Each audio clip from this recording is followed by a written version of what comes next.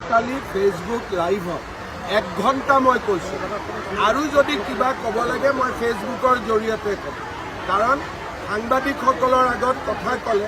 selected portion এটা কাটি তুলি দিয়ে ফলত দেশত বেয়া পৰিৱেশো সৃষ্টি হ'ব পাৰে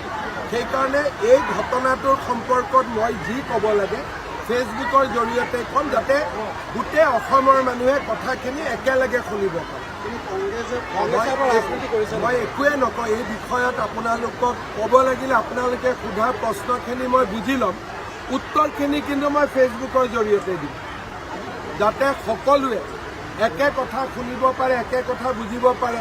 নহ'লে এটা টিভি এটা কাটিব এটা টিভি এটা কাটিব আৰু পৰিৱেশটো বেয়া হোৱাৰ সম্ভাৱনা থাকে আপুনি মুখ্যমন্ত্ৰী মানে আপুনি দুবাৰকৈ ফেচবুক লাইভত হত্যা শব্দটো উল্লেখ কৰিছে এগৰাকী অনুৰাগী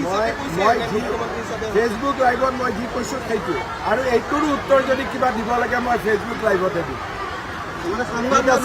সংবাদ মাধ্যমৰ ওপৰত বিশ্বাস নোহোৱা গৈছে বিশ্বাস নহয় আপুনি যিটো কাটিব বেলেগ টিভিয়েতো বেলেগ কাটিব দেশৰ জটিল পৰিৱেশত কমিউনিকেশ্যনৰ ছিষ্টেমটো বেলেগ হ'ব লাগে ৰাইজৰ লগত ডাইৰেক্ট হ'ব লাগে দেশত যেতিয়া জটিল পৰিৱেশ থাকে মুখ্যমন্ত্ৰীয়ে ৰাইজৰ লগত ডাইৰেক্ট কথা পাতিব লাগে মাধ্যমৰ জৰিয়তে কথা পাতিলে এটা শব্দও যদি AI জৰিয়তে ড্ৰপ কৰি দিয়ে কি হ'ব পাৰে সিদিনাখনে এখন মানে কান্দি থকা ফটো এখন হাঁহি থকা ফটো কৰি দিলে সেইকাৰণে যেতিয়া দেশৰ পৰিৱেশ জটিল হয় তেতিয়া ৰাইজৰ লগত ডাইৰেক্টলি কথা পাতিলে ৰাইজ সন্তুষ্ট হয় কালি ফেচবুক লাইভত 1 ঘণ্টা মই কৈছোঁ আৰু যদি কিবা ক'ব লাগে মই ফেচবুকৰ জৰিয়তে ক'ম কাৰণ সাংবাদিকসকলৰ আগত কথা ক'লে সিলেক্টেড পৰ্চন এটা কাটি তুলি দিয়ে ফলত দেশত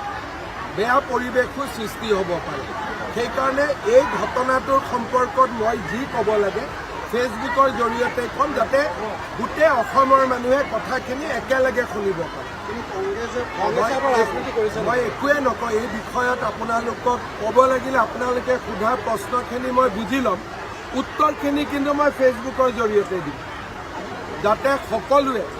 একে কথা শুনিব পাৰে একে কথা বুজিব পাৰে নহ'লে এটা টিভি এটা কাটিব এটা টিভি এটা কাটিব